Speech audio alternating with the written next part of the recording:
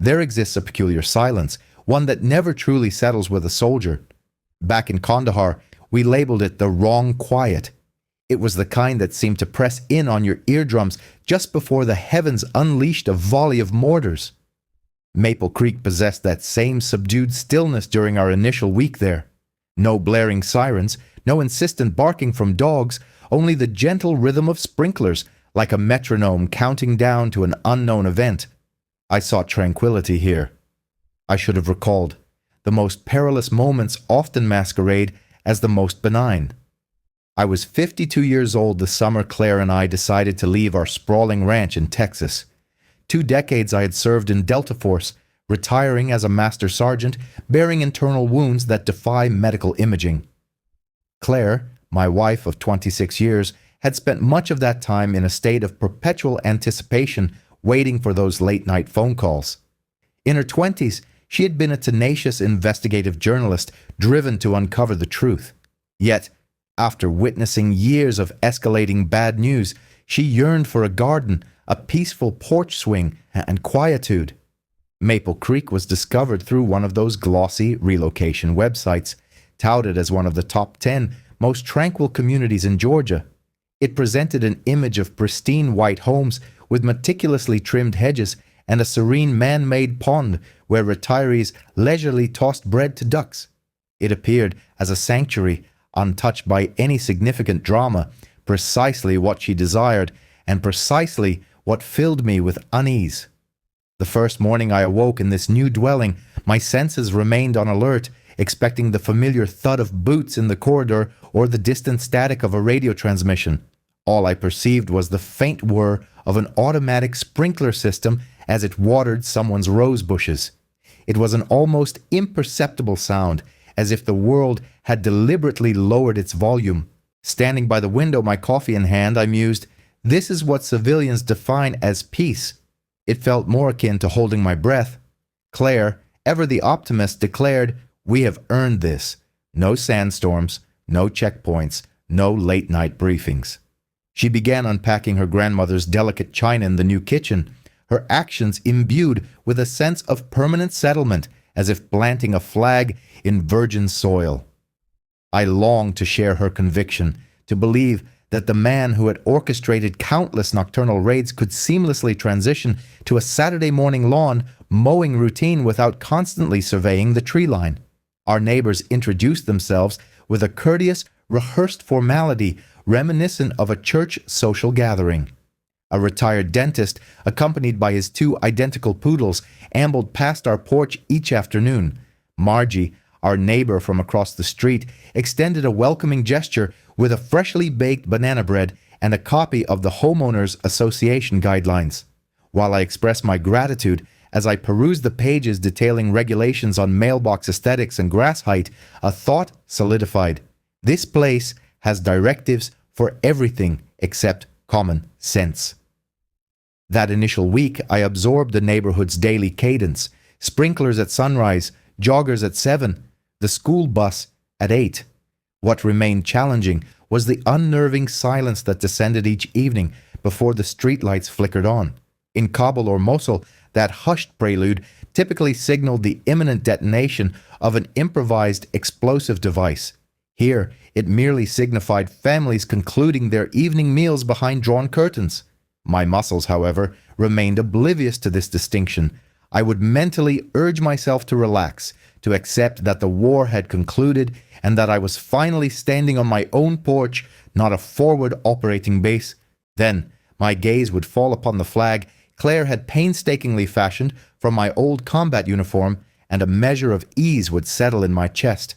She had painstakingly stitched it one winter. Composed of drab fabric weathered by dust storms, it bore the Ranger tab, the 75th Ranger crest, and beneath them a slender strip of black thread bearing a date, June 17th, 2009. That was the day Corporal Eli Price, a 23-year-old from Nebraska, intentionally shielded me from a deadly burst of fire. That flag was my sole assurance that a peaceful street could indeed be worth defending.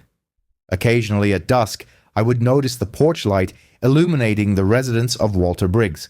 He was an elderly Vietnam veteran, navigating his steps with a pronounced limp and a cane, he would offer me a subtle nod, a gesture of understanding that soldiers often exchange when words are insufficient. Though we had yet to converse, that silent acknowledgement conveyed a deeper comprehension of my constant vigilance than any of my neighbors could offer.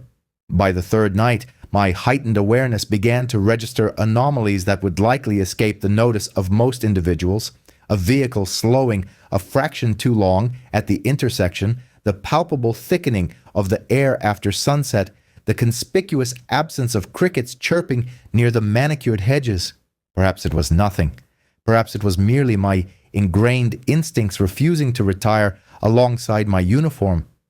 Nevertheless, the unsettling thought persisted. True peace should not feel so fragile. On the porch that evening, with the humid Georgia air clinging to the wooden railings and the flag catching the glow of the streetlights, I reiterated to myself that we had made the correct decision.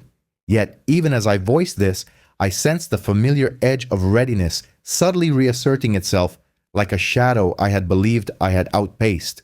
People tend to believe that the ravages of war manifest solely as physical scars and lingering nightmares. The reality, however, is that sometimes it merely waits for an opportune moment to breach one's defenses. My arrival in Maple Creek was fueled by a desire to simply fade into the suburban landscape. It transpired that the inaugural conflict here would not be waged on foreign soil or in defense of a banner overseas. It would commence right on my own lawn, centered on the very flag that served as a potent reminder of our purpose in fighting. The general populace views a flag as nothing more than fabric, emblazoned with stars and stripes, secured by a couple of brass grommets.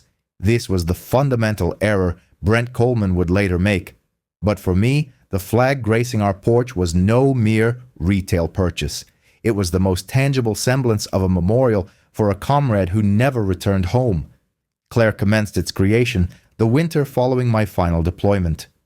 We were still residing on the Texas ranch then. On paper, the war had concluded for me, yet its emotional residue lingered. I would awaken at 2 a.m. to find her seated at the kitchen table, bathed in the solitary yellow glow of a bare bulb, meticulously stitching together small squares of olive drab fabric, much like assembling a complex puzzle. This was the very uniform I had worn through 3 arduous tours of duty. It was stained with sand, torn at the elbows, and still exuded a faint scent of dust storms if one inhaled deeply enough. She did not seek my permission. Claire never did when her mind was made up. She simply stated, "You should possess something here that serves as a reminder of why you returned." And so, incrementally, night after night, the uniform that had borne witness to my trials through firefights in Mosul and Aleut was artfully transformed into a flag. Adorning the upper left quadrant, she meticulously stitched my Ranger tab, a diminutive, curved insignia that most would overlook, but which every Ranger would instantly recognize. Below that, the emblem of the 75th Ranger Regiment, the red and black crest I had proudly worn on my shoulder since the age of 21. And within the lower stripe, she carefully incorporated a slender band of silver fabric, representing the Silver Star, that technically did not belong to me. That particular honor was bestowed upon Corporal Eli Price. Eli, a 23-year-old from Nebraska, possessed a remarkable duality. He could dismantle an M4 rifle blindfolded and then, with equal proficiency, bake cornbread for the entire squad within the same evening. During his leaves, he would ride a well-worn motorcycle back home, his presence carrying a subtle aroma of motor oil and cinnamon rolls, a testament to his mother's small bakery.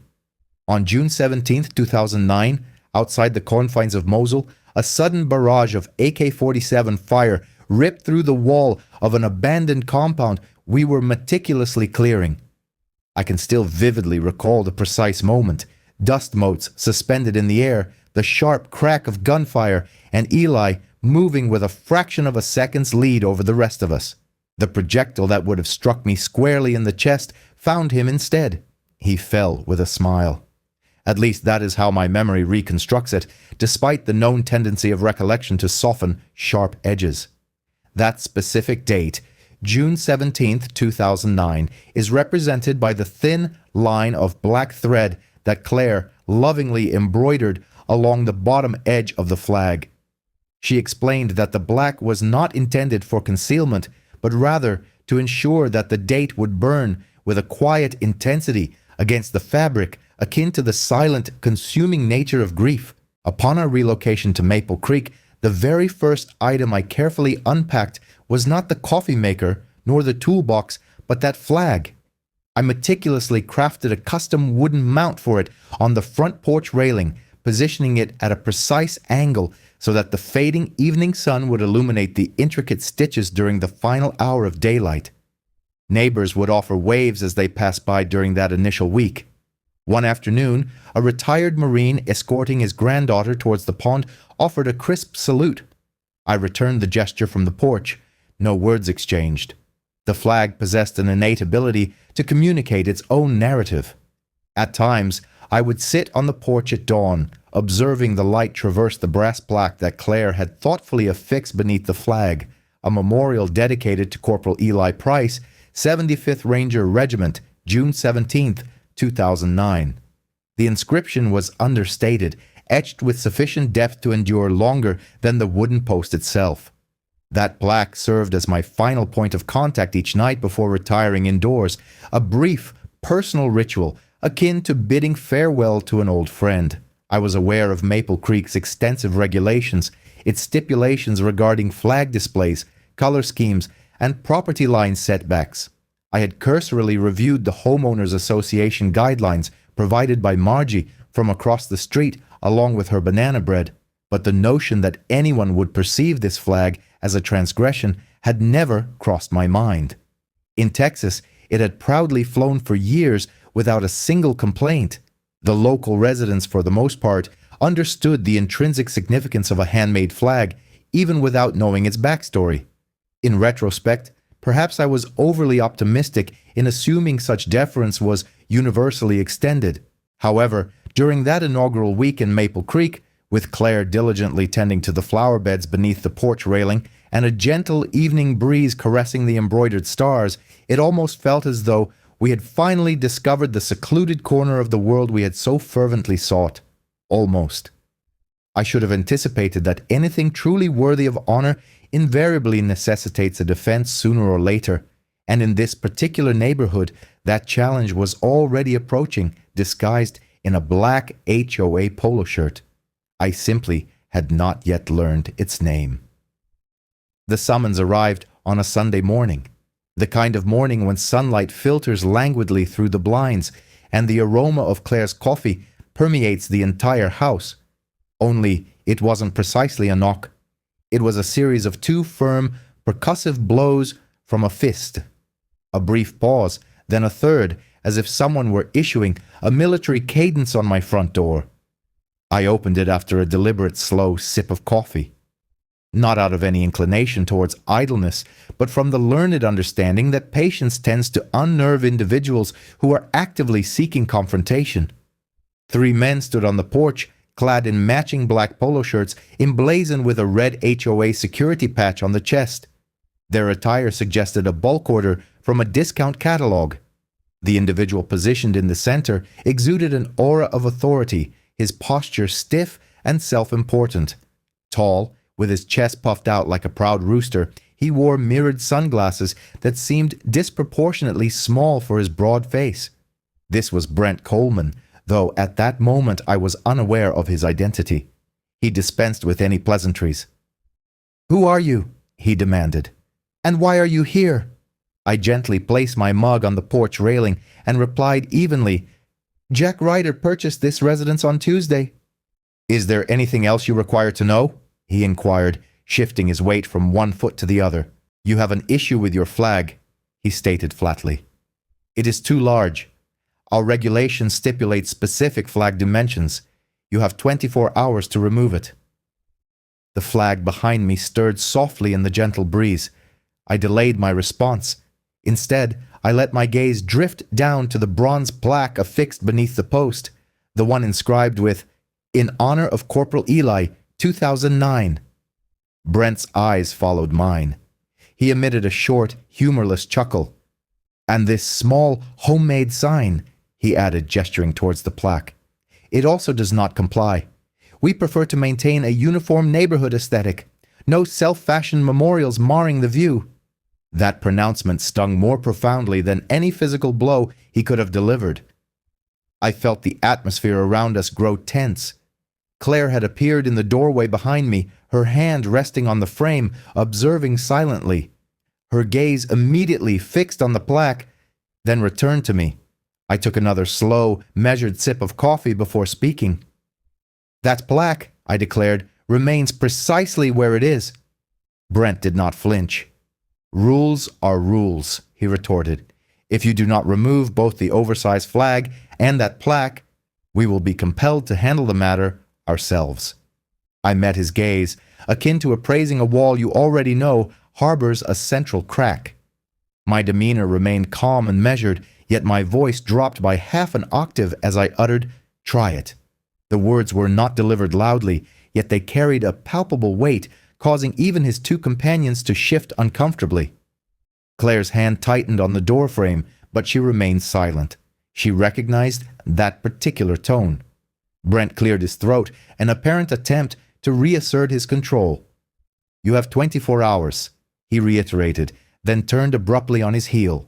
The trio descended the steps with a synchronized march, as if participating in a parade, leaving behind the faint scent of inexpensive cologne and the receding echo of footsteps on the wooden planks. I remained standing there for an additional minute, observing the flag ripple in the breeze above the plaque. Eli Price's name seemed to catch the sunlight, as if the brass itself were issuing a silent challenge to anyone contemplating its removal.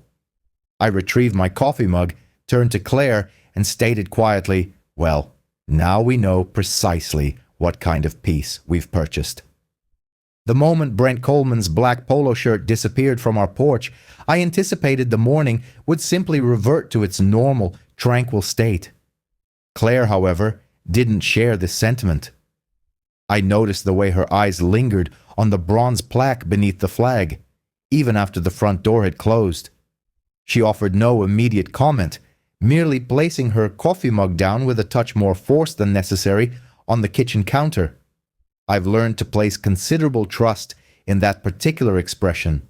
When Claire's brow furrows in that specific manner, it signifies not anger, but intense concentration as she dissects a problem. By late afternoon, I found her seated at the dining room table, her laptop open, her reading glasses perched precariously halfway down her nose. Stacks of envelopes, HOA pamphlets, and a yellow legal pad were spread before her, reminiscent of an investigative journalist's workspace.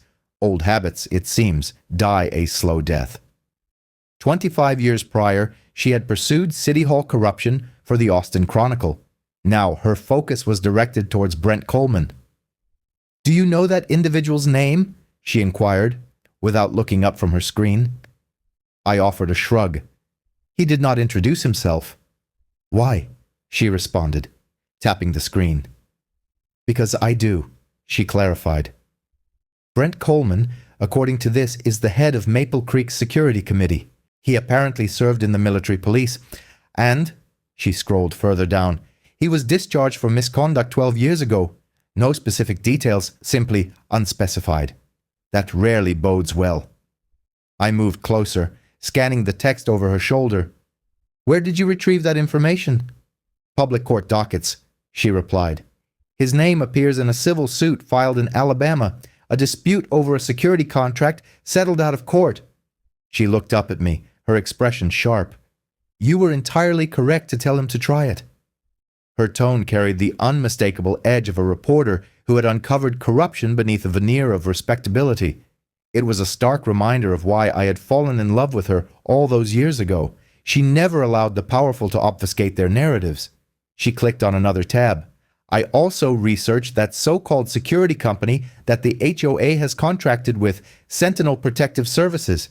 Their state license was suspended last spring due to a failure to maintain liability coverage and for the improper use of restraints. It's essentially a rent-a-cop operation with a fancy name." I leaned against the doorway, my arms crossed. That certainly explains the mismatched uniforms and the bargain basement tactical vests. Claire diligently scribbled notes on the yellow pad. Jack, this isn't solely about the flag. The HOA is attempting to strong-arm residents. There's some sort of special security fee being proposed. Margie alluded to it when she brought over the banana bread. I suspect Brent's crew is their enforcer. I watched her work, experiencing a familiar sense of comfort in knowing that the forthcoming conflict would not be one I had to face alone. While she was not physically trained for combat as I was, she possessed her own formidable arsenal, meticulous research, unwavering persistence, and a voice capable of piercing through granite when she detected a falsehood. We dedicated the subsequent hour to meticulously reviewing the HOA bylaws. Claire carefully highlighted a clause pertaining to the reasonable display of national flags and another that prohibited unapproved signage or plaques. That latter provision provided the justification for Brent's disparaging remarks about the bronze plaque situated beneath my flag. She peered at me over the rims of her glasses. They can indeed claim the plaque violates the signage rule, but only if they are prepared to face the public relations debacle that will inevitably arise from ordering a veteran to remove a memorial to his fallen comrade.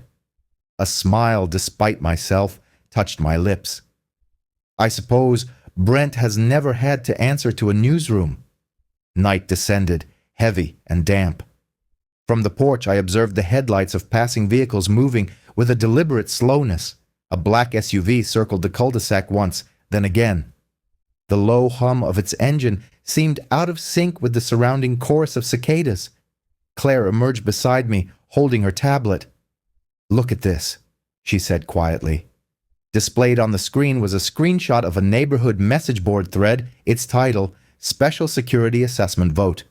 Residents were engaged in a spirited debate regarding a proposed HOA fee increase, ostensibly to finance the very crew Brent commanded.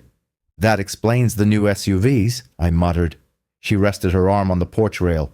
"You realize they're going to keep escalating their efforts? Individuals like Brent don't back down when financial incentives are involved."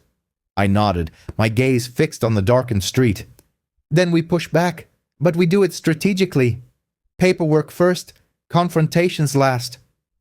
She let out a soft chuckle, a sound indicative of someone who had finally found an equal partner in a reporter. For a brief moment, we stood in companionable silence. I was scanning the street for any sign of trouble, while she observed me with the same keen intensity she used to employ when a mayor's aide was attempting to evade difficult questions. It struck me how effectively we had re-established ourselves as a cohesive unit. Soldier and journalist, trading the battlefield for the tranquility of a front porch. A sudden gust of wind rattled the flag overhead. I instinctively touched the edge of the plaque with my thumb, a customary gesture before retiring for the night. Claire noticed the action and gently laid her hand over mine.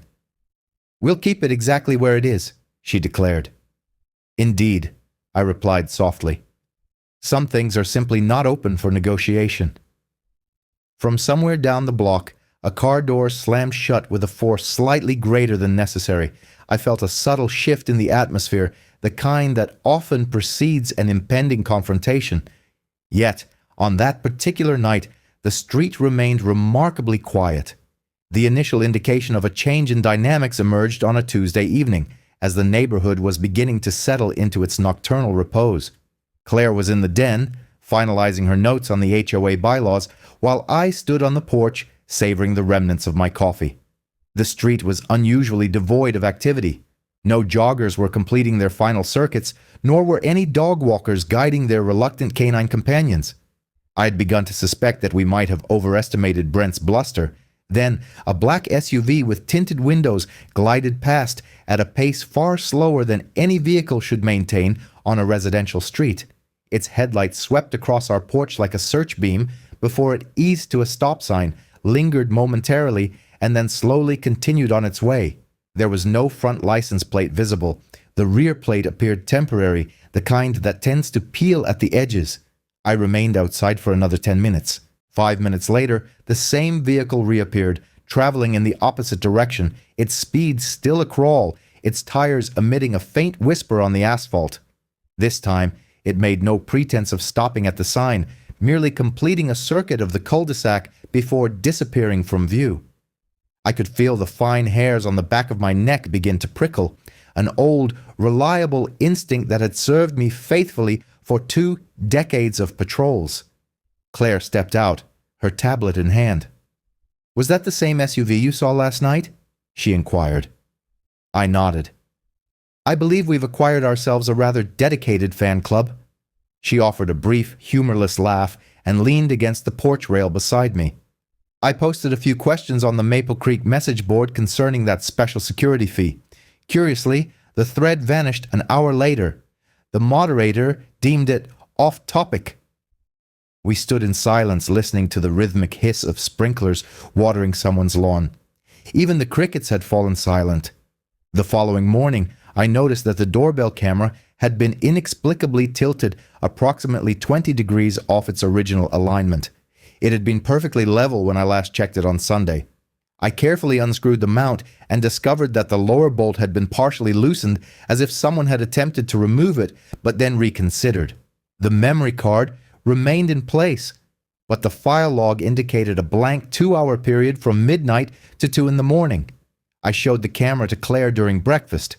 Her fork paused midway to her mouth. "Jack, someone was right on our porch." "Indeed," I confirmed.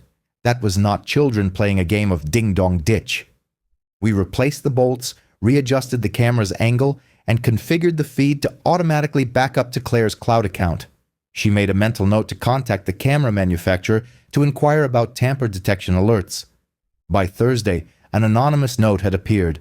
Claire discovered it nestled within the mailbox, sandwiched between the electricity bill and a booklet of coupons. It lacked an envelope, consisting merely of a torn piece of lined paper folded twice. The handwriting, printed in all capital letters, delivered its message. "Take the flag down, or the next knock will not be polite." She placed it on the kitchen counter beside the fruit bowl. I read it twice, then a third time, before carefully tucking it into a sandwich bag to preserve any potential fingerprints. Old habits die hard. "Is that Brent?" she inquired. I shook my head, slow and deliberate. Brent is the kind of individual who would smash on a door, not fold paper. It's possible it's one of his team members attempting to impress their superior. We decided against contacting the authorities. We both understood that filing a report would bring everything to a standstill until a more serious incident occurred. Instead, we resolved to remain vigilant and meticulously record any occurrences. That evening, as dusk settled, I decided to take a stroll around the block. The air was thick with the scent of freshly cut grass and the lingering aroma of barbecue charcoal. From the periphery of my vision, I observed Walter Briggs seated on his front porch, 2 houses down, with Kane standing beside him, leaning against the railing. He inclined his head in a silent acknowledgement. "Good evening, Walter," I called out. "Good evening, Jack," he responded. "Folks have been driving rather slowly around here after nightfall. I presumed you might have taken note." "I have," I confirmed. "We are keeping a watchful eye." He offered a single nod, the kind exchanged between men who have both stood guard before, then resumed whittling a piece of cedar he held in his hands. That night, the SUV made its third pass, moving at an even more reduced speed than before. This time, its headlights swept deliberately across our porch, akin to a theatrical spotlight. I remained seated in my chair. I simply set down my coffee and rested a hand lightly on the armrest as if it were the stock of a rifle. Claire stood just inside the screen door, her phone clutched in her hand, the reflection of the porch light catching the gleam in her eyes. No words were exchanged between us. None were needed. We both recognized that the dynamic of the situation had fundamentally shifted. Maple Creek's appearance of perfect tranquility was already beginning to fray, and someone was intent on discovering the extent of their influence. It was the Friday evening following that third observation of the SUV. Claire was in the kitchen, her earbuds in place, conversing with a former colleague from her newsroom days about homeowners association regulations that had inexplicably vanished from the online forum. I stepped outside for a breath of fresh air and a second cup of coffee that I scarcely needed.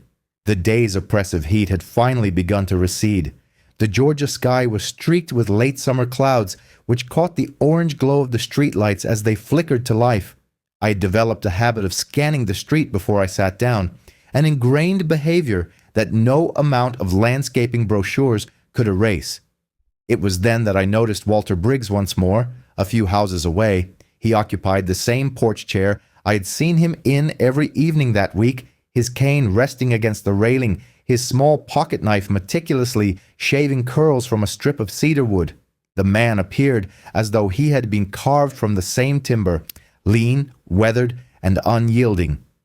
I offered him a brief nod. He returned it with a slow dip of his chin, a gesture that felt like a salute exchanged between fellow soldiers. I decided it was time for us to engage in actual conversation. I walked along the sidewalk to his gate and raised a hand in greeting. "Mind some company?" Walter looked up from his whittling. "Not unless you intend to abscond with my chair." "Sit," he offered, gesturing to the unoccupied rocking chair beside him.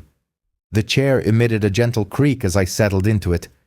Up close, I noticed the faint outline of an old unit patch tattooed on his forearm, faded yet undeniably present.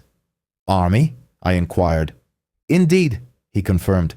"First Cavalry, 68, Saigon, Pleiku, a few locales I'd rather not recall. And yourself?" 75th Rangers, I replied. "Mosul, Al-Anbar, Kandahar, a few places I cannot forget." We allowed a beat of silence to settle between us, the kind of silence that is not at all awkward for men who have both endured lengthy nights on guard duty. Walter gestured with his chin toward the flag on my porch, visible even from this distance in the luminescence of a street lamp. "Is that yours?" he asked. "My wife Claire fashioned it," I explained. "Those stars and stripes saw me through 3 deployments, and the plaque beneath it is in honor of Eli Price. He did not return." Walter's whittling slowed. "A good woman, creating something that continues to fly. Most people in this vicinity lack an understanding of the weight a piece of fabric can bear." I offered a faint smile. One would think a neighborhood filled with rule enforcers would grasp that significance. It appears at least one of them does not. His mouth curved into a wry, almost imperceptible smile. Brent Coleman. I've encountered his type of discourse before, typically emanating from behind a badge or a clipboard. I've never trusted the way he walks, as if the very ground owes him an apology. I chuckled softly. "You've assessed him remarkably well." Walter set down the scrap of cedar, brushing his hands on his jeans. "Back in Saigon, we had a saying, 'The quiet streets are the ones you observe most intently.' I've been observing that black SUV circling for nights. It seems I'm not the sole individual doing so." "No," I affirmed. "Claire has noticed it as well. Someone tampered with my door camera earlier this week and deposited a note in our mailbox. It feels as though they are probing the perimeter." Walter leaned back, the rocking chair emitting a soft squeak. "Probing the wrong perimeter if you ask me, but I'm too aged to engage in wrestling with young men in black shirts. That's your domain." His words conveyed a warmth that surpassed mere caution, yet I detected a glint in his eyes. At his core, he remained a sentinel. For a time, we simply listened to the chirping of the cicadas and the gentle ripple of water in the drainage ditch. There was a certain steadiness in sharing the porch's silence with a man who understood why quietude could occasionally compel one to sit more upright. Finally, Walter stated, "Should matters escalate, you will inform me first." I may walk slowly these days, but I can still aim straighter than most of the younger fellows. I smiled at his declaration. "Good to know, Walter. I sincerely hope it does not come to that." He gestured again toward my porch.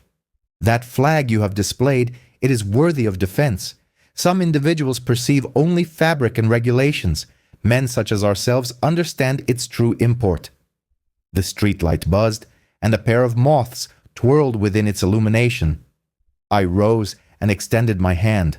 Walter clasped it with a grip that still possessed its former strength. "I appreciate our conversation," I expressed. "Until tomorrow, neighbor." "Tomorrow," he echoed. "Keep that coffee warm. It appears you will require it." I walked back up the sidewalk, feeling less like an outsider in Maple Creek. For the first time since relocating, I harbored the thought that perhaps I was not standing watch alone. Behind me, I could hear the soft rasp of Walter's knife resuming its work, shaving cedar beneath the hum of the street lamp, as if a sentry were whittling away the night. The rain commenced sometime after 3 in the morning. Initially, I perceived it as a gentle patter against the gutters, then it escalated into a steady hiss, enfolding the entire street in a hushed embrace. By 5 o'clock, I was awake, my gaze fixed on the dim glow of the alarm clock, contemplating whether the external quiet signified the long-awaited arrival of a peaceful morning. Claire remained asleep beside me, her breathing soft and even. I slipped out of bed, taking care not to disturb her, and padded into the kitchen to prepare coffee. The aroma of the brewing coffee was still wafting through the air when I noticed the blue luminescence of the security monitor screen in the den. Out of ingrained habit, I glanced at it, observing the 4 camera feeds glowing against the darkness. For a fleeting moment, all I registered was an empty driveway, the pavement glistening with rain, water dripping from the porch railing. Then, a form moved within the grainy light. A man. 2 more materialized behind him, their black polo shirts clinging to their shoulders, saturated by the drizzle. Even from that low-resolution view, I recognized the distinctive swagger of Brent Coleman leading the group. One of his companions carried something metallic, a short hacksaw, its teeth catching the porch light with a flash. The third individual was extracting gloves from his back pocket, as if preparing for a task that he preferred to leave no fingerprints on. I did not call the police. I had learned too many times that by the time a patrol car arrived, the crucial moment had already passed. Instead, I set my mug down silently and reached for the jacket hanging by the door. Dark, water-resistant, utterly unremarkable. Old sneakers followed. The laces had molded to my feet over years of early morning runs. Then, the belt. I didn't need it to secure anything, but its familiar feel always grounded me. Muscle memory is its own form of protection. Claire stirred just as I reached the front hallway. "Jack," she whispered. "Go back to bed," I said softly. Her eyes followed me, then shifted toward the monitor where Brent's contingent was now gathered at the porch railing, engaged in animated discussion, gesturing toward the flag and the bronze plaque mounted beneath it. I stepped out onto the porch. The rain was cool against my skin and carried the scent of pine needles. My boots met the wet wooden boards without a sound. Initially, they did not hear me. They were too engrossed in debating the most effective method to unfasten the plaque. Brent's voice carried over the sound of the rain. "If we can remove this plate first, the flag will be simpler to cut free." The man wielding the saw let out a low, menacing laugh. Never seen a flag this sentimental anyway. I descended the steps, one at a time. The sound of my footsteps on the wet wood finally caused Brent to glance over his shoulder. By then, I was only 5 feet away. "Good morning," I said, my voice even. Brent straightened as if he had been caught trespassing in someone else's garage. "Mr. Ryder, we gave you 24 hours. Your time is up." "You're early," I replied, my tone remaining flat. "The sun hasn't even risen yet." The wiry individual smirked and tapped the saw against his palm. "Figured we'd save you the trouble." Behind the screen door, I could see Claire's silhouette, her phone in her hand, her eyes fixed on our confrontation. The porch light directly above her head transformed the falling rain into a shimmering curtain of silver threads. I let my gaze drift from the hacksaw to Brent's face. "I'll give you one final opportunity," I stated quietly. "Step away from the plaque and the flag." Brent attempted a laugh, but it emerged thin and unconvincing. "Are you threatening us again, old man? This is HOA business." "No," I countered. "This is a boundary. If you cross it, you answer to me." For a moment, a profound stillness descended. The only discernible sounds were the gentle patter of the rain on the hedges and the distant rumble of a garbage truck 2 streets away. Even the wind seemed to hold its breath. The man with the saw shifted his stance, bracing himself as if preparing to advance. That minuscule movement was all it took for the atmosphere to grow heavy. For every lesson I had absorbed during 20 years of close-quarters engagement to surge back into my consciousness. I could feel my breathing slow, my pulse settling into that same calm rhythm it had always found just before breaching a door during deployment. Brent must have sensed it too, as his smirk faltered. His eyes flickered toward my hands, as though he had suddenly realized I was not the sort of homeowner who summoned reinforcements as a first resort. "Jack," Claire called softly from the doorway. "The police are on their way." Her voice momentarily broke the standoff, but not in Brent's favor. He took a half step back, not enough for his companions to notice, but I observed it. The wiry individual muttered something under his breath, his tone betraying a lack of his earlier self-assurance. The porch light above us hummed, rain dripping from its glass cover in a slow, consistent beat. Tick, tick, tick, like a clock counting down the final seconds before something inevitably shattered. I kept my hands relaxed at my sides. "Last warning," I declared. "Walk away while you still have the chance." No one moved, but they also made no move forward. The storm we all anticipated remained coiled, not yet unleashed. Somewhere down the street, a dog barked once, a sharp and hollow sound, then fell silent again. The entire neighborhood seemed to be holding its breath, waiting to witness who would make the initial misstep. That was how the pre-dawn raid commenced. Not with a thunderous crash or a defiant shout, but with 3 damp men in black polos standing beneath a leaking porch light and one former soldier positioned between them and a flag stitched from memories they could never comprehend. If you were to ask me what combat truly feels like, I would tell you that it is not the gunfire that remains most vivid in your recollection. It is the silence that precedes it, when the very air feels dense, as if it foreknows what is imminent. That profound silence filled our house the moment I stepped back inside to retrieve a dry towel. The rain on the roof had softened to a whisper, almost polite, as though it wished to hear the continuation of the narrative. Claire stood in the hallway, barefoot, her phone still in her hand, her eyes fixed on the live feed from the porch camera. Her hair was pulled back in a loose braid, a single strand adhering to her cheek from the humidity. "Dispatch says they're sending a car," she stated quietly. Her voice was calm, but I noticed her thumb hovering just above the redial button. "How long?" I inquired. They didn't specify. That was the answer I had anticipated. Through the partially open front door, we could discern muffled voices, Brent's low bark, and the occasional burst of laughter from the wiry individual with the saw. Every few seconds, the metallic ping of water dripping from the gutter onto the saw blade echoed. I moved to the den window that offered a view of the yard. From that vantage point, I could discern their shadows stretching long and thin in the porch light. The taller of the 3 kept shifting his weight, as if undecided whether he was cold or merely apprehensive. Claire joined me, whispering, "Jack, do you believe they will genuinely attempt to take it down?" I kept my eyes on the yard. "I believe they arrived with that intention, but plans can change when individuals perceive the nature of their opposition." She stood close enough that I felt her shoulder brush against mine. I could tell she was holding her breath, much like she used to do before embarking on a challenging interview during her reporting days. I had no desire for her to be anywhere near the precipice that was about to be crossed. "Go to the back room," I said gently. "Lock the door until you hear the cruiser." "I am not leaving you," she stated firmly. There was no room for argument with that tone, so I simply offered a single nod. I checked the hallway closet.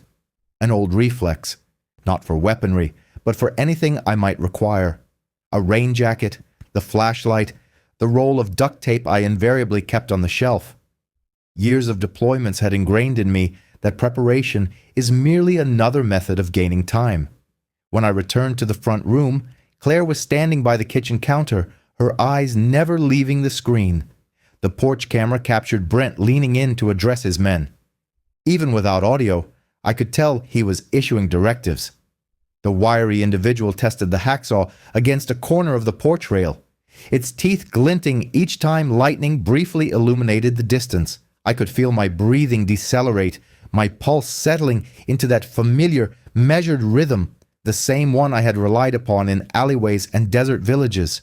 It was not excitement, but rather intense focus, stripped bare of any extraneous emotion. Claire glanced at me. "You are too composed," she observed. "That is how you know I am prepared," I replied. Her lips pressed into a thin line, but she did not avert her gaze from the feed. For a lengthy minute, none of us moved. 3 men in the rain outside, 2 individuals standing within the doorway. Only the flag above the porch stirred, its damp fabric catching the breeze like a quiet heartbeat. I crouched by the window once more, scanning their hands. Brent's were resting on his belt as if it held authority rather than a cheap canister of pepper spray. The wiry man shifted the hacksaw from one palm to the other. The third fellow stared intently at the plaque as if attempting to decipher why a piece of metal could hold such significance. The street itself appeared deserted. A solitary street lamp flickered halfway down the block, casting just enough illumination to make the shadows seem elongated. Behind us, the coffee maker clicked off with a faint mechanical sigh. The sound felt excessively loud in the charged silence. Claire finally broke the quiet. "You know they are going to cross that line." "I know," I replied. "Then what?" "Then I end it before anyone suffers more harm than they deserve." She regarded me as though she wished to say more, but refrained. Instead, she moved back toward the hall closet and retrieved the first aid kit, placing it on the counter without a word. Old habits, hers this time, ingrained from covering too many protests that had taken a turn for the worse. A gust of wind rattled the porch screen. The hacksaw pinged again against the rail. I saw Brent's head turn toward the flag, like a man assessing a prize. He believed he had already triumphed. That was the precise moment I realized the confrontation could no longer be averted. It was no longer a question of if. They were merely deciding who would initiate the first move. The ensuing seconds seemed to stretch interminably, as if the rain, the night air, even the clock on the wall had slowed to bear witness. I straightened, adjusted the cuffs of my jacket, and exhaled slowly through my nose. Every inch of the house, every step of the porch, every slick patch of rain-soaked grass outside had already imprinted itself in my mind. I'd always held the conviction that the more thoroughly one prepares for violence, the less of it one necessitates. Claire's phone vibrated once, merely a notification, not the arrival of the police. She muted it and tucked it into her pocket. We stood side by the window, communicating through silence, merely listening to the rain tap against the glass and the faint scuff of shoes shifting on the wet wood outside. Somewhere down the street, a porch light blinked on and then off. Likely a neighbor, curious about the SUV parked half a block away, but no one emerged. Maple Creek's early risers had yet to awaken. I recall thinking how peculiar it was that one could possess a lifetime of training for situations such as these, and yet the most challenging aspect was invariably the waiting, those fleeting seconds before the storm broke. People invariably inquire about the duration of a fight. In films, it's 5 minutes and 3 colliding coffee tables. In reality, it's the length of a single breath, perhaps 2. I had not planned for precisely 60 seconds.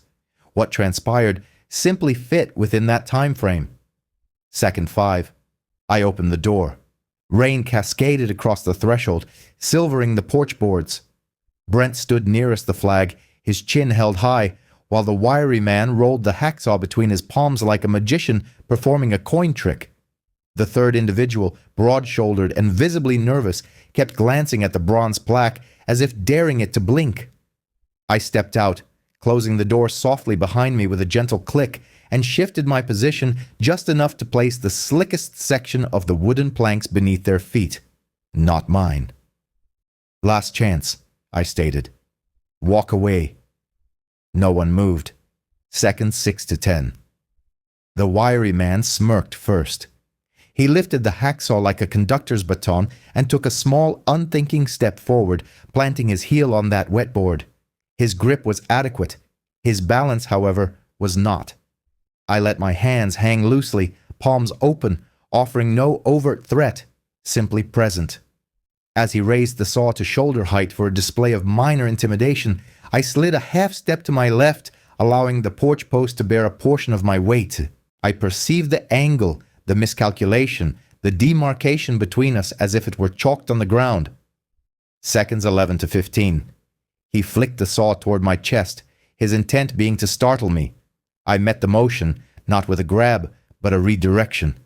My right forearm brushing his wrist in a swift parry, my left hand guiding his sawing arm past my shoulder so his own momentum carried him forward. His eyes widened in surprise. The tool clanged harmlessly against the porch rail. With my elbow tucked in close, I delivered a short, sharp elbow strike to his sternum, not at full power, merely enough to cause him to fold.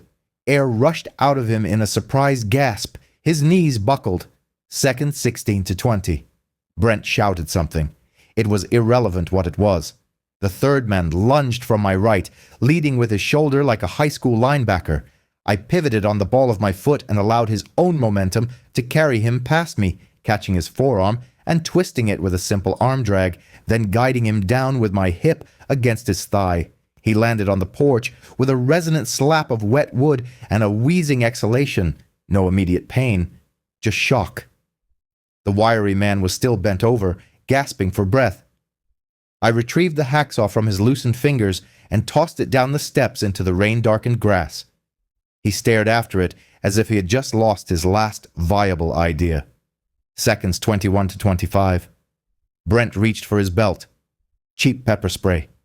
I had no desire for that cloud to drift anywhere near Claire, who was positioned behind the door.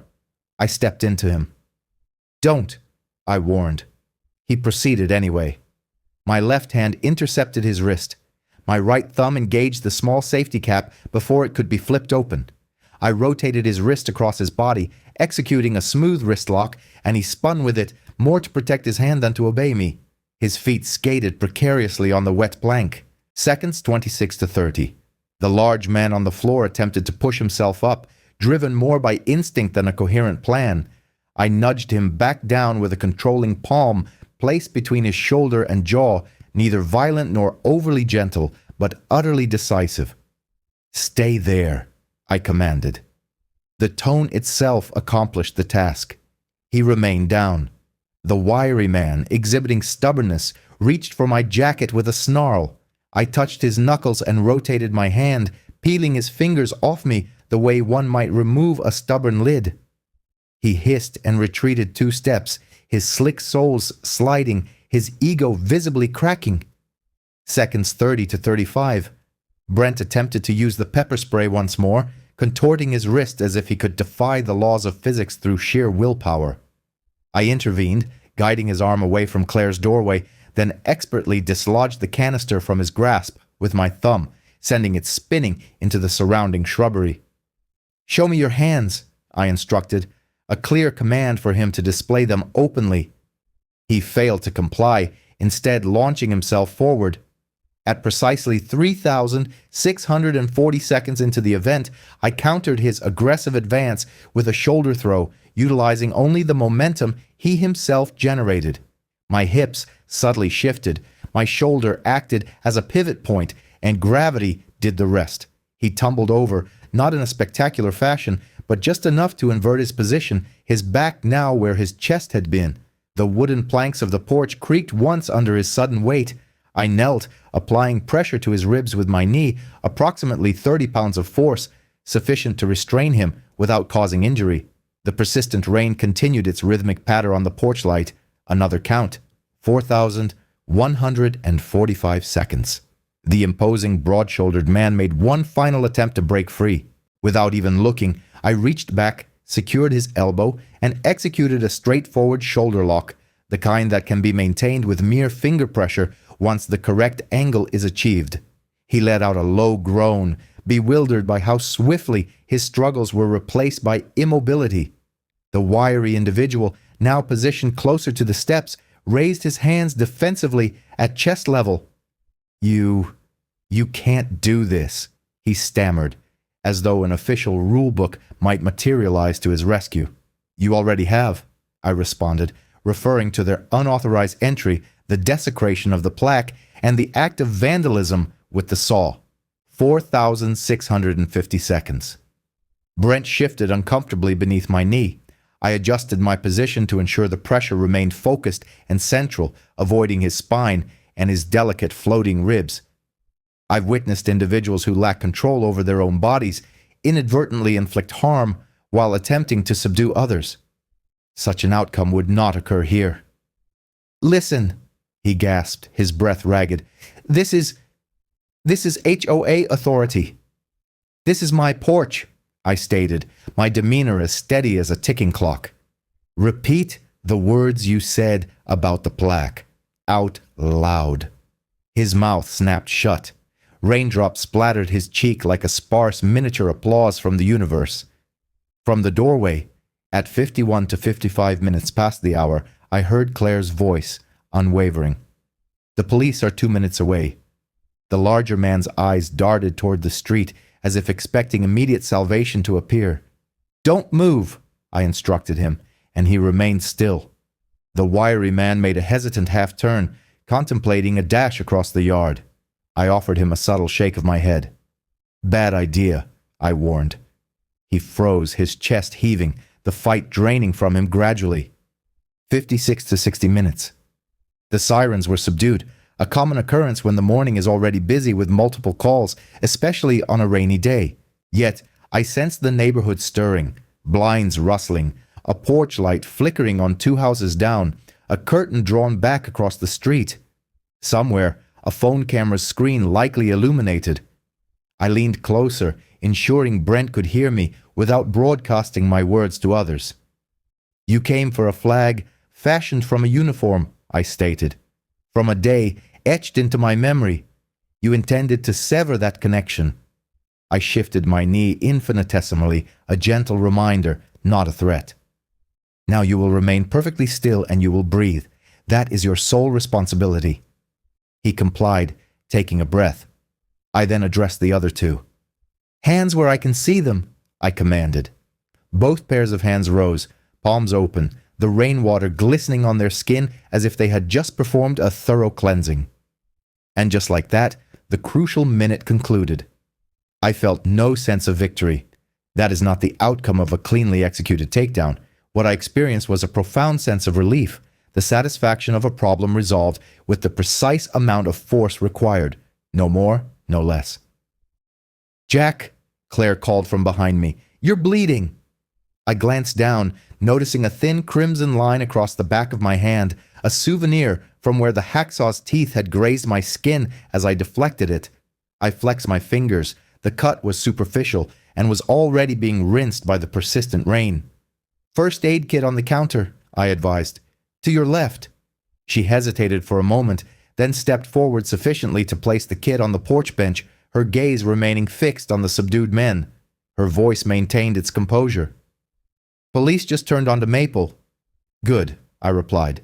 Brent attempted one more statement, his tone now softer, as if a change in volume might somehow alter the events of the morning. "You don't understand how this works," he gasped. "I understand perfectly," I countered. "You attempted to seize something that was not yours, my property, my cherished memory, my peace, and I have demonstrated your boundaries." He turned his head towards the plaque as if seeking an answer from it. It remained silent as Eli's name, etched in brass, spoke volumes. A patrol car then materialized into view, its flashing lights transforming the falling rain into fractured shards of blue. I slowly and deliberately released my hold on Brent, stepping back with my hands still open. "On your knees," I instructed him. For the first time that morning, he obeyed. The officers ascended the walkway, their hands held low but ready. I raised my voice, ensuring it carried to them and to the unseen neighbors behind their drawn blinds. "No one seriously injured," I stated. They attempted to remove the flag and plaque. I intercepted them. "We have camera footage." Claire nodded from behind the screen door, her phone still recording.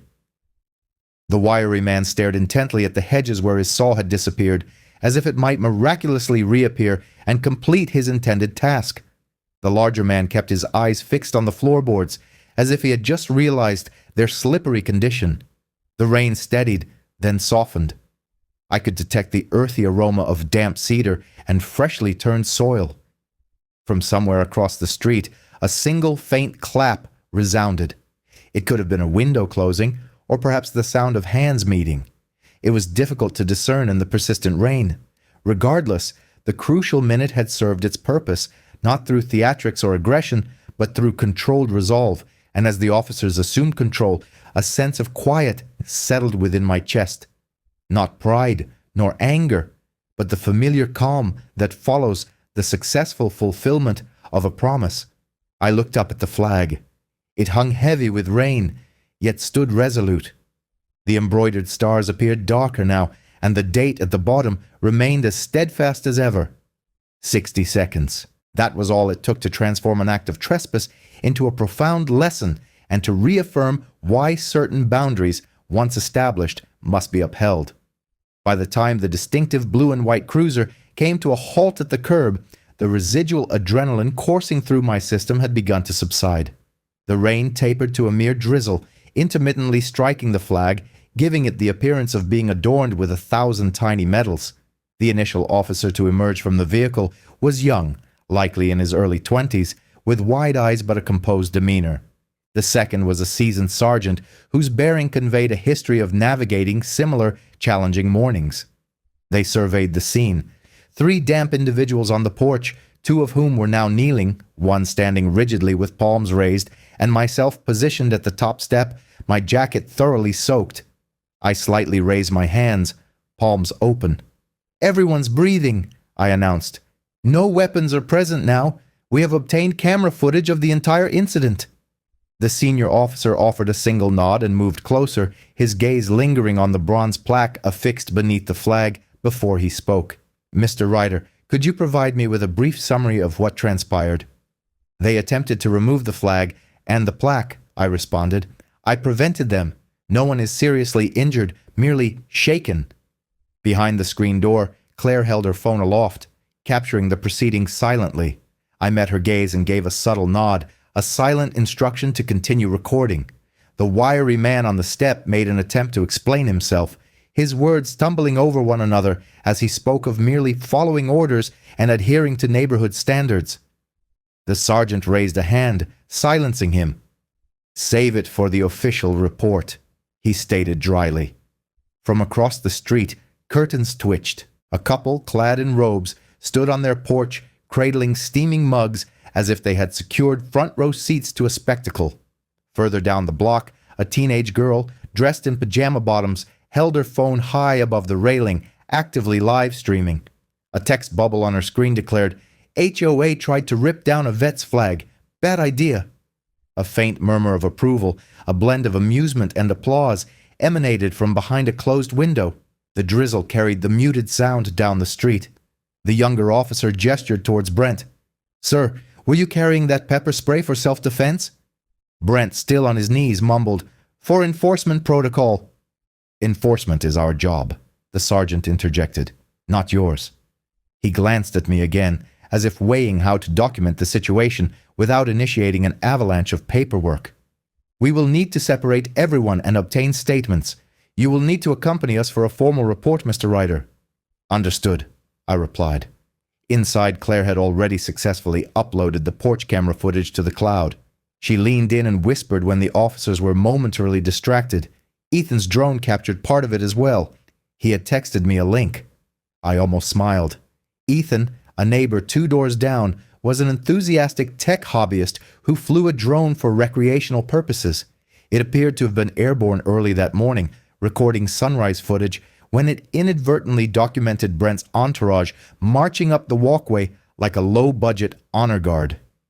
Before the officers escorted Brent's men to the cruiser, the sergeant paused beneath the porch light and looked up at the rain-soaked flag once more. He offered a slow, almost imperceptible nod. "That flag remains," he stated quietly. He then turned and followed his partner back out into the rain. I stood by the porch railing, watching as the cruiser departed, its flashing lights casting intermittent, low reflections upon the puddles. Across the street, the teenage girl's phone screen flickered with a cascade of hearts and thumbs-up icons. Somewhere, a coffee maker beeped its announcement through an open kitchen window, and the street began to feel, once again, like a neighborhood. Claire joined me, looping her arm through mine. "You know this is going to be all over the internet by noon," she remarked. I exhaled. "Then let the cameras roll," I responded. "The truth is already out." The cruiser pulled away from our curb, carrying Brent and his two drenched associates in the back, leaving behind fleeting blue and red reflections dancing on the surface of the puddles. For the first time that morning, I allowed my shoulders to relax. Claire handed me a towel from the porch bench. "Coffee's gone cold," she said softly. "Figures," I replied, dabbing the rain from my face and the shallow cut on my hand. A few minutes later, another vehicle arrived. No flashing lights, no siren, just a dark gray, unmarked sedan bearing a gold star decal on its door. The driver, Sergeant Paul Whitaker, was a man in his late 50s, sporting a salt and pepper mustache and the unhurried gait of someone who had witnessed virtually everything of consequence at least twice. He ascended the steps, cast a deliberate glance at the flag, then at the plaque. "Morning, Mr. Ryder. We'll need you to come down to the station for a statement. Nothing formal, just standard protocol." "Understood," I affirmed. Claire insisted on driving me herself. Before we departed, she meticulously ensured that the porch camera footage had completed its upload to her cloud storage. Reporters' instincts at work, no doubt. The station was only a 10-minute drive away, but the journey felt considerably longer, punctuated by the rhythmic swish of the wipers battling a drizzle that seemed reluctant to cease. Neither of us spoke much. The adrenaline had receded, leaving behind the kind of silence that resembles the persistent ringing in one's ears after attending a loud concert. Upon entering the station, a young desk sergeant escorted us to a small interview room that carried a faint scent of stale coffee and damp raincoats. Sergeant Whitaker occupied a chair opposite me, opening a notebook that already bore my name at the top. "Begin wherever you feel is most logical," he suggested.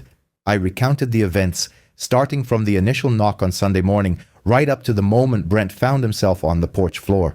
I kept my narrative concise and factual, omitting any embellishments of heroism or extraneous details, focusing solely on the facts, the threats concerning the flag, the disrespect shown to the plaque, the presence of the saw, the warning I issued, and the restraint technique I employed to ensure everyone's safety.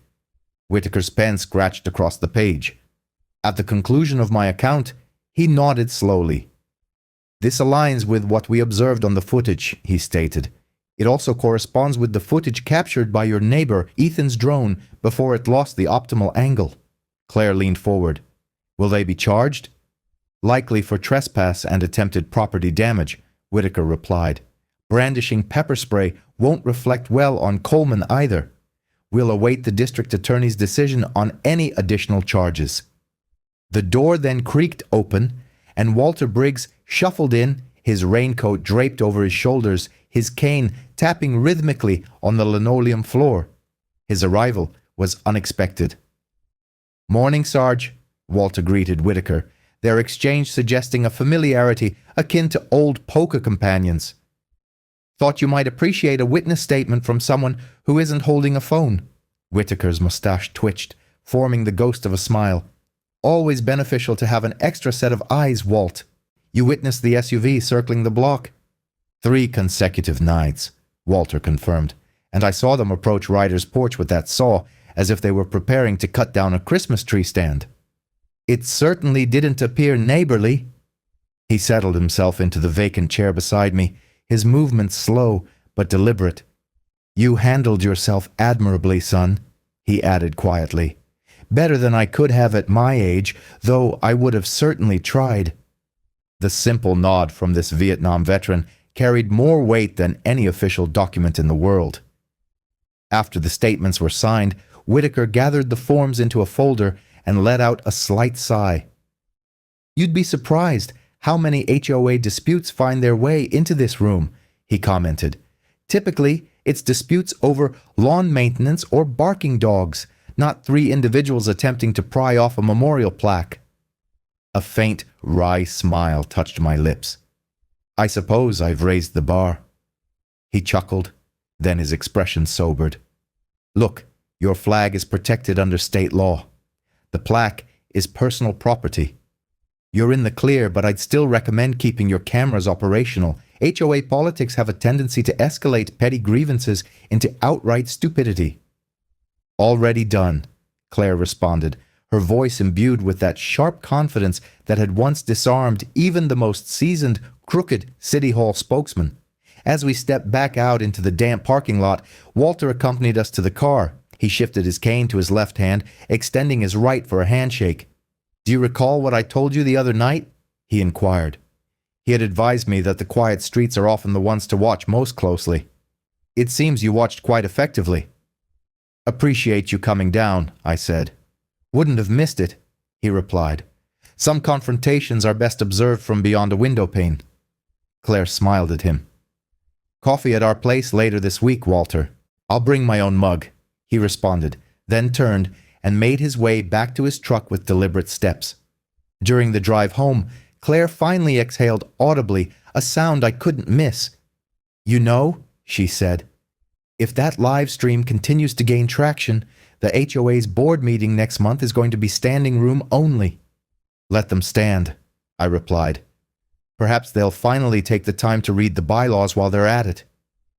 For the first time since the early morning intrusion, she laughed, a brief, light sound that dissipated the lingering heaviness in the car. As we turned onto our street, I saw the flag ahead, still damp, but held proudly in the breeze. The porch appeared almost serene once more, save for the faint scuff marks that served as a testament to the morning's events. By noon, the storm had exhausted itself, leaving Maple Creek infused with the scent of wet cedar and freshly cut grass. I proceeded to resecure the loose screws on the porch and meticulously cleaned the saw marks from the railing. The flag, though heavy with moisture, remained unbowed, its raindrops striking the embroidered stars like a string of miniature lanterns. I gently touched the bronze plaque beneath it, Eli's name cool against my thumb, and felt a sense of calm settle where adrenaline had coursed just hours before. The neighborhood gradually awakened, as if processing the reality of the morning's excitement, questioning whether it had been a genuine event or a surreal dream. People walked their dogs with an exaggerated nonchalance, characteristic of individuals attempting to mask their curiosity. A jogger I had encountered numerous times without exchanging a word slowed his pace in front of our house, pointed to the plaque, and offered a small, sincere nod. No words were spoken. He simply continued his run.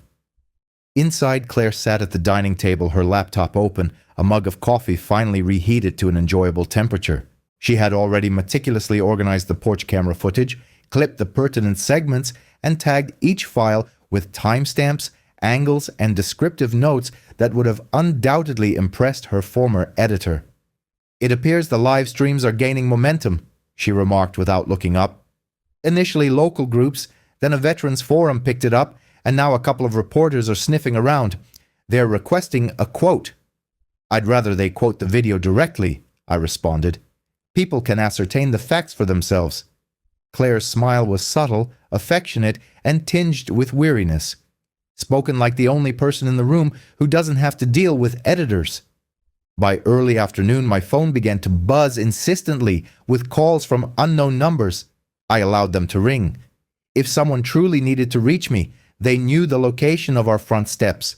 We dedicated an hour to engaging in domestic chores, a familiar routine that helps restore order to the world without demanding significant mental exertion.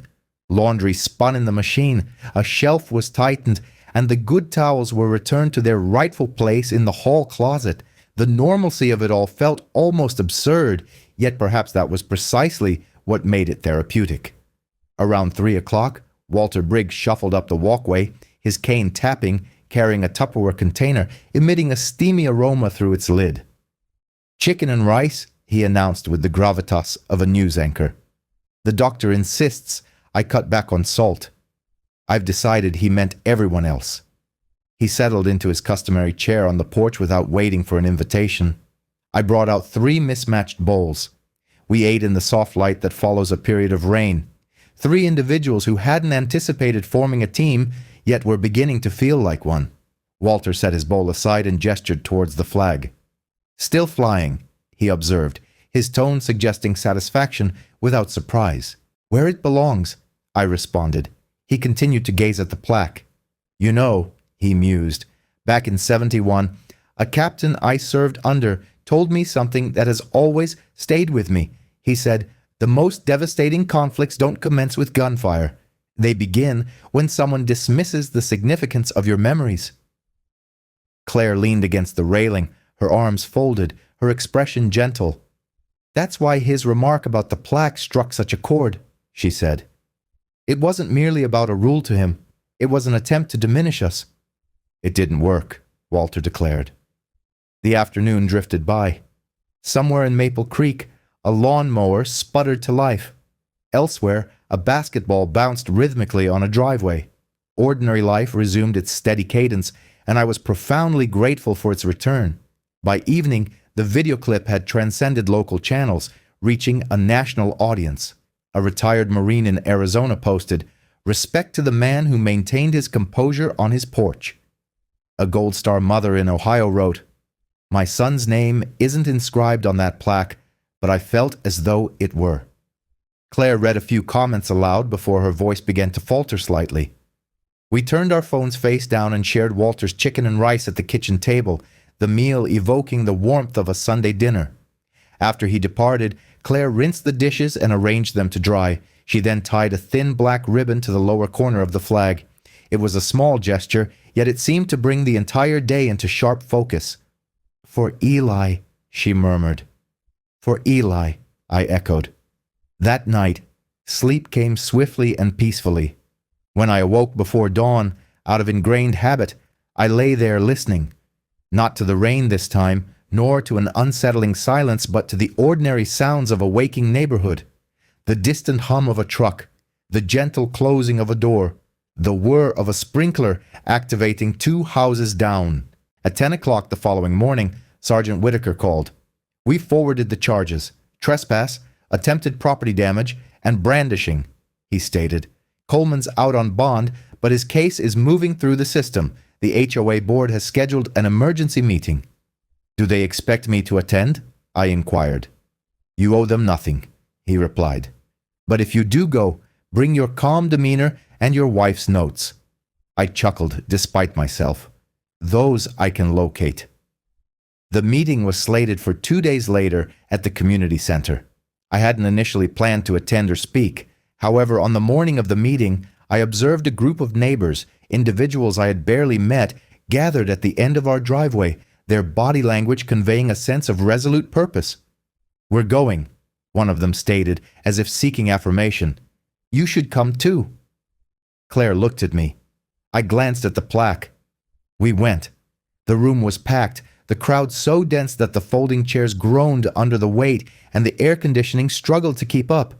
I recognized faces from porches, cul-de-sacs, and familiar dog-walking routes. I also recognized a few from behind drawn curtains. The board members were seated at a table at the front, stacks of papers before them, a gavel placed between a jar of pens and a photograph of water. No one touched anything. When my name was called, I stood and spoke minimally, recounting what had occurred, my actions, and the reasons behind them. My delivery was slow and deliberate, devoid of drama, much like reading a timer aloud so that every second passed uniformly for all listeners. I concluded with 5 simple words: "The plaque stays, the flag stays." Claire rose after me and spoke not as a reporter, but as a concerned neighbor. She read aloud a section of the bylaws concerning the reasonable display of national flags, followed by a relevant paragraph from the state code. Her voice remained even. She had no need to raise it. By the time Walter made his way to the microphone, the atmosphere in the room had noticeably shifted. He offered no reminiscences of Saigon, nor did he speak of my role. His discourse centered on the stillness he had come to embrace and the cacophony he actively shunned. "Some valuations," he remarked, "are quantifiable by standard measures," he stated, striking the floor once with his walking stick. "Others, however, are reckoned by their ultimate cost." The decision was not a close contest. 2 members of the board tendered their resignations immediately. A third announced a period of leave that sounded definitive. There was an oblique reference from an unspecified source to a special security surcharge that was now indefinitely rescinded. Following the proceedings, individuals extended their hands to me as if my actions had surpassed what any person might have accomplished, on their own doorstep. I conveyed the unvarnished truth. It was not a matter of valor. It was a defined boundary, a crucial lesson, and a 60-second demonstration that underscored a significant principle. Upon our return home, I performed the final adjustment to the flag mount for that week and verified the integrity of the screws securing the commemorative plaque. Claire, without prompting, provided me with the appropriate drill bit. We moved in concert, a practiced synchronicity born from a partnership that had long outlasted our ability to recall its inception. A day later, the recorded incident was featured on a national morning news program. They requested an interview. We declined. Approximately 1 week thereafter, a local church extended an invitation for me to address their gathering of veterans. I accepted, keeping my remarks concise. One does not require an abundance of words when the majority in the room inherently comprehends the unspoken sentiments. Life gradually resumed its accustomed rhythm. The persistent surveillance vehicle ceased its patrols. The entryway camera remained steadfast. The mailbox, once more, contained only correspondence and promotional literature, accompanied by a pervasive quietude that felt deserved rather than precarious. I commenced the construction of a modest bench for the veranda. It was designed with a concealed compartment, sufficiently spacious to accommodate a first aid kit and a flashlight. These might be vestiges of past anxieties, yet they felt more akin to prudent preparation, adorned in its finest attire. On an evening not long thereafter, Walter paid a visit, presenting a pocket-sized Bible that he mentioned he had carried during his service in Vietnam. He did not relinquish it, but rather illustrated the attenuated state of its pages, pointing to the areas where his thumb had habitually rested countless times. He remained for a period, then departed with a gesture of acknowledgement that signified the conclusion of an era. Before retiring for the night, I stepped out onto the lawn and gazed upward at the flag. A gentle but persistent breeze imbued it with sufficient firmness to extend it outward, rendering it momentarily almost ethereal. It was a textile that had once been part of a uniform, meticulously stitched by the sole individual whose command to stand down would compel my willing obedience. The dark ribbon Claire had affixed to the corner fluttered, reminiscent of a pulse. People inquired if the ordeal had fundamentally altered me. Indeed it had, though not in the manner they presumed. I do not perceive myself as more aggressive, tranquil, or better prepared for future adversities. My current sensation is one of amplified clarity regarding the true nature of peace. It is not merely the absence of turmoil. Rather, it is the sustained presence of something one is committed to safeguarding. My arrival in Maple Creek was motivated by a desire to adopt someone else's tranquility. Instead, I discovered a measure of my own. It was not the delicate stillness I had previously regarded with suspicion. It was not the fragile quiet that shatters at the first assertive voice, but a distinct variety of serenity. It is the kind cultivated through diligent effort and conscious decisions.